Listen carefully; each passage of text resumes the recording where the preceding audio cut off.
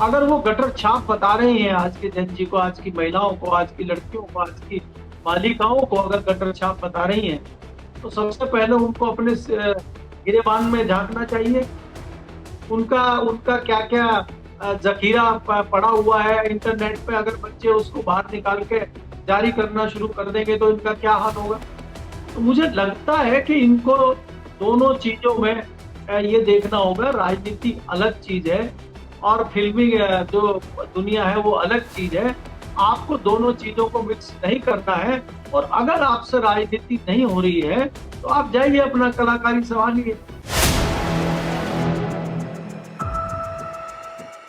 नमस्कार दोस्तों, कैसे हैं आप लोग। उम्मीद है आप सभी अच्छे होंगे। राहुल गांधी ने आज संसद में गर्दा उड़ा दिया। न सिर्फ भारतीय जनता पार्टी और आरएसएस, बल्कि गृह मंत्री, प्रधानमंत्री, किसी को भी नहीं छोड़ा। और भारतीय जनता पार्टी इतना बौखला गई कि उनका माइक बंद करके, सदन स्थगित करके भाग गई, भाग निकली। राहुल गांधी को अपना भाषण पूरा भी नहीं करने दिया। भारतीय जनता पार्टी वालों को इतनी मिर्ची लग गई। क्यों लग गई, क्या कुछ कहा राहुल गांधी ने, उसके बारे में तो चर्चा करेंगे ही। और इसके मायने क्या है।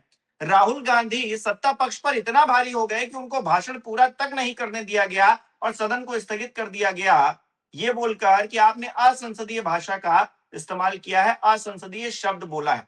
ऐसे तो बहुत सारे शब्द निशिकांत दुबे से लेकर तमाम भारतीय जनता पार्टी के नेता, पिछली बार दिल्ली से एक सांसद थे ना, मुसलमानों को लेकर क्या क्या कह रहे थे, तब इनको असंसदीय नहीं लगा था, लेकिन अब इनको बातें असंसदीय लग रही हैं। क्या राहुल गांधी दुखती रग दबा रहे हैं, इसलिए दर्द हो रहा है। करेंगे बात। केपी मलिक जी वरिष्ठकार हमारे साथ जुड़े हैं। सर, बहुत बहुत स्वागत है आपका। बहुत बहुत धन्यवाद हिमांशु जी, आपका भी और हमारे दर्शकों का भी बहुत धन्यवाद, आभार जी। सर, राहुल गांधी ने जो आज सदन में किया है, शायद भारतीय जनता पार्टी ना तो दिल्ली में बैठकर और ना ही नागपुर से जो आरएसएस संगठन है उसने सोचा होगा कि राहुल गांधी इस कदर हमलावर होंगे और इतना गर्दा उड़ा देंगे। मतलब उन्होंने जो आज कोई कोर कसर छोड़ी नहीं है, बीजेपी को रगड़ने में, आरएसएस को रगड़ने में, अमित शाह जी की जिम्मेदारी तय करने में। शिक्षा मंत्री की जिम्मेदारी तो तय हो गई, उन्होंने इस्तीफा दे दिया, लेकिन अमित शाह जी की जिम्मेदारी को लेकर राहुल गांधी अभी भी पीछे पड़े। और हालात ऐसे हो गए कि राहुल गांधी का माइक बंद करना पड़ गया और ओम बिरला जी की जो भाव भंगिमा थी वो चेंज होने लगी और कहा कि भाई स्थगित, आप बोलना नहीं चाह रहे हैं, जो बोलना चाह रहे हैं वो सुनना नहीं चाह रहे हैं ये, और कह रहे हैं आप बोलना नहीं चाह रहे हैं, हम सदन स्थगित कर दे रहे हैं। ये हालत हो गई सर। देखिए हिमांशु, अगर हम थोड़ा सा पीछे जाएं इस मामले में और पिछले पार्लियामेंट सेशन की बात करें, तो जिस प्रकार से भारतीय जनता पार्टी की सरकार, मोदी सरकार जिस प्रकार से दबाव में थी, और आपको याद होगा कि सदन में प्रधानमंत्री आए नहीं थे, और जब लगातार विपक्ष सवाल पूछ रहा था कि प्रधानमंत्री हाउस में क्यों नहीं आ रहे हैं, तो कितना बड़ा जुमला जो है हमारे स्पीकर ने और मंत्री ने दिया था कि उनको खतरा है हाउस में। तो कैसे कैसे खतरा है, यहाँ तो कोई हथियार भी नहीं लेके आ सकता। आपने कल देखा होगा वो बिहार के सांसद जो है पप्पू यादव, वो लाठी लेके आए थे महात्मा गांधी की तरह, चश्मा पहन के। उनकी लाठी, महात्मा गांधी की लाठी भी अंदर नहीं जाने दी सदन में। तो जहां लाठी के सदन में ना जाती हो, कोई भी हथियार, कोई भी इस तरह का सामान अंदर ना जाता हो जिससे कोई खतरा किसी सदस्य को हो जाए, वहां प्रधानमंत्री जी को खतरा है। और जब विपक्ष ये पूछता है किस बात का खतरा है, कैसे मारेंगे, तो बोला महिलाएं सांसद है, वो काट लेंगी मोदी जी को। ये शायद वही मोदी जी हैं 56 इंच सीने वाले, जो बिना प्रोटोकॉल के पाकिस्तान चले जाते हैं, लगातार अफगानिस्तान की यात्रा करते हैं, लगातार जो है चाइना की और इसराइल की यात्रा करते हैं, लेकिन मणिपुर नहीं जाते। आज संसद के अंदर पटल पे जब सवाल जवाब चल रहे हैं, इतने महत्वपूर्ण मुद्दे पे चर्चा हो रही है, प्रधानमंत्री का नदारद होना, गृह मंत्री का नदारद होना, ये जताता है कि ये कितने इस बिल को लेके सीरियस है। इनको पता लग गया है कि जो डैमेज हुआ है इसको कंट्रोल करने के लिए पर्दे के पीछे से, चाहे प्रशासन हो, चाहे पुलिस हो, चाहे भाजपा हो, चाहे सरकार हो, सब उसको अपने अपने तरीके से डैमेज कंट्रोल करने में लगे हो। सर, आ पुलिस तो ने, मुझे इसलिए रहा है, क्यों नहीं आ रहे हैं कि मोदी जी को या अमित शाह जी को अब सुनने में कोई इंटरेस्ट रहा नहीं है। वो कोई सजेशन लेना या फिर इस चर्चा से कुछ मंथन होके कुछ निकल आए, वो तो चाहते नहीं है। वो आएंगे अपनी स्क्रिप्ट लेकर, ये सुनकर कि राहुल गांधी क्या बोल रहे हैं, विपक्ष वाले क्या बोल रहे हैं, उनको काउंटर करने के लिए। और देखिएगा गारंटीड ये फिर से नेहरू को याद करेंगे, ये फिर से इंदिरा को याद करेंगे, इमरजेंसी का दौर याद करेंगे, ये वही काम करेंगे रिपीटेड मोड पे, हमेशा ही यही करते आए। इनके पास कुछ और बताने को है ही नहीं सर।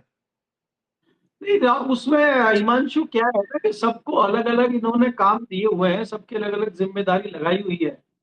जैसे सरकार का, भारतीय जनता पार्टी का एक वर्ग जो है, जहां भी धर्मेंद्र प्रधान जाए उनका भव्य स्वागत होना चाहिए। जैसे ही वो सोमवार को सदन में आए, पार्लियामेंट में आए, तो पार्लियामेंट का उनका भव्य स्वागत किया गया, उनको मुकुट पहनाया गया, उड़ीसा की जो परंपरागत टोपी है वो पहनाई गई उनको। कल वो उड़ीसा पहुंचे तो वहां उनका भव्य स्वागत एयरपोर्ट से लेकर शहर तक किया गया। तो वो दूसरे लोग वहां लगे हुए। इधर जो प्रशासन के अंदर लोग हैं, इनके जो अपने चेले चपाटे हैं, वो किस प्रकार से मुकदमे छात्रों पे किए जाए, कौन से ऐसे छात्र हैं जो बहुत ज्यादा एग्रेसिव थे, कौन से ऐसे लोग हैं जो खतरा कल को बन सकते हैं, उनको कैसे ये ठीक किया जाए, वो अंदर ही अंदर उस पर चीजें चल रही हैं।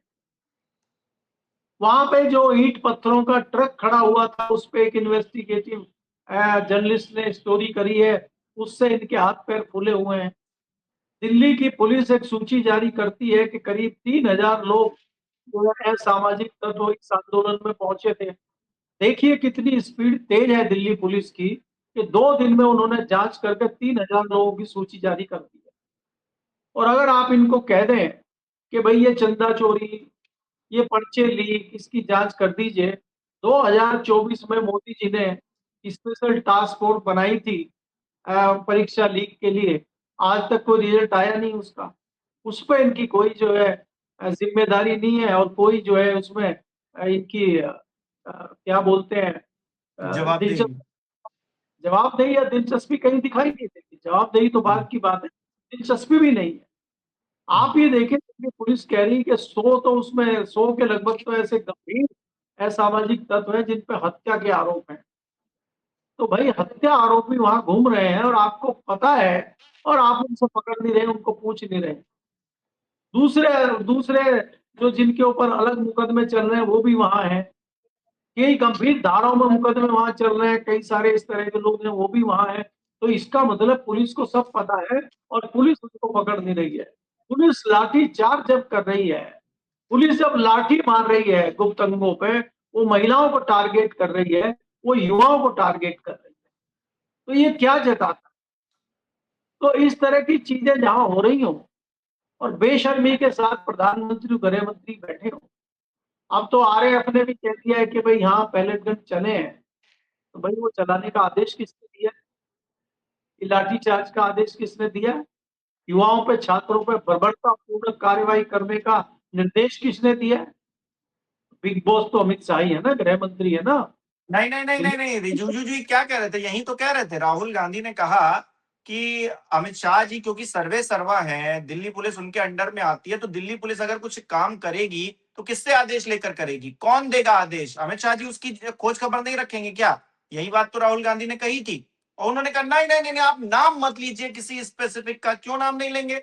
मोदी जी हर स्कीम में वो जो आटा मिलता है, वो जो राशन मिलता है 5 किलो, उसकी बोरी पर भी मोदी जी की फोटो होगी तो ठीक है, लेकिन अगर उसमें घोटाला हो जाएगा तो हम मोदी जी का जिक्र नहीं करेंगे। ये कहाँ की बात हुई? मतलब जो जिम्मेदार व्यक्ति है उसका नाम मत लीजिए। अरे अमित शाह जी का नाम लिया आपने, असंसदीय काम कर दिया, ये क्या तरीका? मतलब किसी का नाम भी नहीं लेंगे। ये इतने प्रोटेक्टेड हैं क्या गृह मंत्री जी या फिर प्रधानमंत्री जी की उनका कोई नाम भी नहीं लेगा गलत चीज में? अगर किया है तो बताइए, सफाई दीजिए आकर। नहीं, गृह मंत्री जी बॉर्डर ठीक कर रहे हैं। गृह मंत्री जी जो है, जो बाहर के भगोड़े आए हैं उनको निकाल रहे हैं। और उन्होंने जो है बॉर्डर सील कर दिया है। वहां पे जो ममता बनर्जी ने खुला रखा हुआ था, वो बॉर्डर सील अमित शाह जी ने कर दिया। वहां पे आप अमित शाह जी का नाम लीजिए, और वहां पे ये देखिए कि वो ममता बनर्जी ने किस हैसियत से बॉर्डर को खुला छोड़ दिया था, और आज अमित शाह ने किस हैसियत से बंद कराया है। मतलब ये अंधभक्त और मूर्खों की ये जमात है जो ये कह रही है कि ममता बनर्जी बॉर्डर देखती है क्या। भाई देश के बॉर्डर की जिम्मेदारी ममता बनर्जी की, किसी प्रदेश के मुख्यमंत्री की है, या देश के गृह मंत्रालय की, डिफेंस मिनिस्ट्री की है? तो बिल्कुल। ये कुछ भी बोल सकते हैं। मोदी जी कोई आज से थोड़ी ये चीजें कर रहे हैं। किसान आंदोलन को रोकने के लिए, किसान आंदोलन को कुचलने के लिए मोदी जी कुछ नहीं कर रहे हैं। लेकिन अगर 6,000 रुपए की भीख देनी है साल में किसानों को, उसके लिए ढिंढोरा पीटते हैं मोदी जी दे रहे हैं। प्रधानमंत्री किसान सम्मान निधि 2,000 रुपए दे रहे हैं। किसानों का कितना बड़ा सम्मान हो रहा है, उनको 2,000 रुपए देकर उसका ढोल पीटा जाता है। सर अब यहाँ तो मोदी जी डायरेक्ट बेनिफिट की बात है, डायरेक्ट बेनिफिट दे रहे हैं, चलिए एक अलग चीज है। यहाँ तो वंदे भारत ट्रेन जब भी नई चलेगी तो मोदी जी ही उसको झंडी दिखाएंगे, भले ही वर्चुअल दिखाएं या फिर वहां पर मौजूद रहकर दिखाएं। इस देश में रेल मंत्री जैसा कोई व्यवस्था नहीं है, और हादसे हो जाएंगे तो ना रेल मंत्री कुछ कहेंगे और ना ये झंडे दिखाने वाले मोदी जी हैं ये कुछ बोल पाएंगे। तो हिमांशु जी, इसीलिए तो वो कहावत है ना कि मीठा मीठा गप गप और कड़वा कड़वा। बिल्कुल। तो जो बढ़िया हो, जहाँ पे जो है अंधभक्त जो है तालियां बजाने लगे, वहां सामने खड़े हो जाओ। और जहां जिम्मेदारी की बात आए, जहां पर्चा लीक की बात आए, जहां लाठीचार्ज की बात आए, जहां नौकरी की बात आए, वहां जुमला बता के पीछे हट जाओ। तो ये तो कर ही रहे हैं पिछले 12 साल से, इसमें कौन सी कोई नई बात है? हमें तो कोई नई बात नजर आती नहीं है। दूसरा, आप ये देखिए, चाहे राहुल गांधी हो, चाहे विपक्ष का कोई दूसरा नेता हो, अखिलेश यादव हो, भारतीय जनता पार्टी के सांसदों को टारगेट दिया गया है कि इनको किस प्रकार से डिस्टर्ब किया जाए, किस प्रकार से ये वहां पे मुद्दे ना उठा पाए, किस प्रकार से ये देश के युवाओं को कोई संदेश ना दे पाए। इसका ध्यान रखना है, इनको लगातार डिस्टर्ब करना है। राहुल गांधी को उलझाना बड़ा आसान है, क्योंकि कई बार वो तथ्यों में कुछ बोलने में, हिंदी में, अंग्रेजी में उलझ जाते हैं, और उसका फायदा उठाते हुए ये लोग उनको पकड़ लेते हैं और संसद में काफी समय जाया कर देते हैं, जिससे मेन सब्जेक्ट आता ही नहीं है। ये पुरानी रणनीति भारतीय जनता पार्टी की है, और विद्वान लोग उनको फिर लपेट लेते हैं। सबसे ज्यादा लपेटने वाले विद्वान का नाम तो आप जानते ही हैं, वो तो सुप्रसिद्ध है राहुल गांधी को लपेटने के लिए। उन्होंने तो कल ही कहा, मैं अपने वायदे पर कायम हूं, कि नेहरू जी क्या थे। तो वो पीछे हटने वाले नहीं, उनको पता है कि कुछ होना नहीं। आज संसद में स्लोगन लेकर घूम तो रहे थे कि झारखंड के जो मुख्यमंत्री हैं वो इस्तीफा दें। अरे भाई, मतलब इनके एक मंत्री का इस्तीफा ले लिया, अब देश भर में जितने भी शिक्षा मंत्री हैं ये सबका इस्तीफा ले लेंगे, गलती चाहे हो चाहे ना हो। मतलब मैं गजब का हाल है सर। मैं इसीलिए हिमांशु जी कह रहा हूँ कि ये इस तरह के जो है अंधभक्त हैं, इस तरह के ये बेशर्म लोग हैं। आप देखिए कि अनुराग ठाकुर को जिम्मेदारी दी गई है कि वो अमित शाह जी को बचाएंगे जिम्मेदारी से, और उनके पक्ष में खड़े होके जो है बयान देंगे, और वो बयान दे रहे हैं। वो शुरू करते हैं कि पर्चे लीक अखिलेश के टाइम पे हुए, पर्चे लीक नेहरू के टाइम पे हुए, पर्चे लीक फलाने टाइम पे हुए। अरे भाई, वो सब लोग चले गए हैं। शायद पर्चा लीक से ही चुनाव हार गई है समाजवादी पार्टी, शायद पर्चा लीक की वजह से ही चली गई इंदिरा गांधी। तो आप भी तो पर्चा लीक कर रहे हो, इसका मतलब आप भी जाने वाले हो क्या? अगर आप इनकी गलतियां बता रहे हो कि इनकी गलतियां थी और इनको सत्ता से जाना पड़ा, तो आप वो बता रहे हो क्या रणनीति अपनी कि हम भी जा रहे हैं, जाते जाते बताते चले? तो इन लोगों को यही नहीं पता है कि सदन में क्या कहना है। आप ये देखिए, हम जैसे लोगों को बड़ा जो है दुख होता है कार्यवाही देखते हुए, बड़ी निराशा होती है इस बात को देखते हुए कि उन छात्रों के परीक्षा को रद्द होने, नीट की परीक्षा में घोटाला घपला होने, दूसरी परीक्षाओं को टालने, उसमें चोरी चकारी होने पे एक भी नेता, एक भी व्यक्ति सीरियस तरीके से बात नहीं कर रहा है। और उसमें ये नहीं हो रहा है कि इसको कैसे सुधारा जाए, क्या नई टेक्नोलॉजी लाई जाए, कौन सी कंपनी को दिया जाए।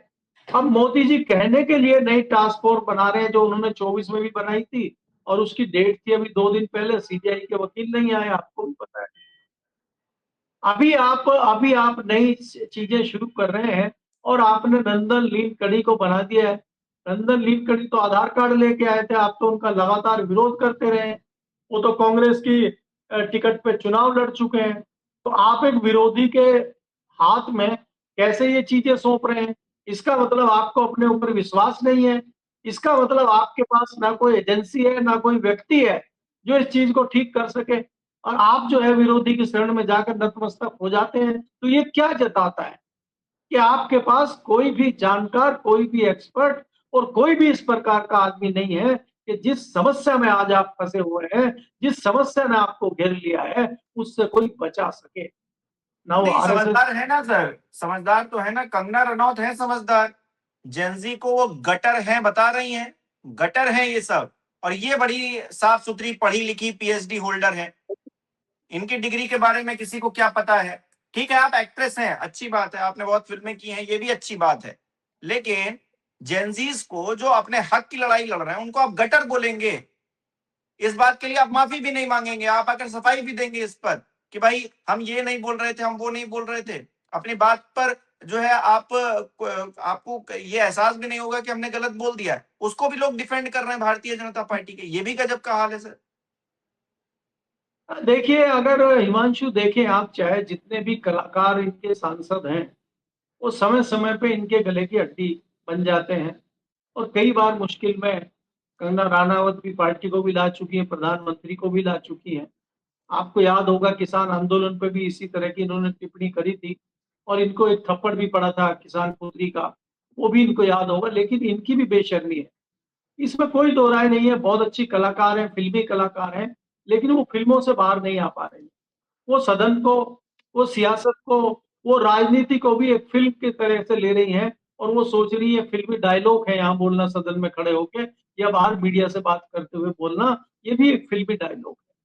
अगर वो गटर छाप बता रही हैं आज के जनजी को, आज की महिलाओं को, आज की लड़कियों को, आज की बालिकाओं को अगर गटर छाप बता रही हैं, तो सबसे पहले उनको अपने गिरेबान में झांकना चाहिए।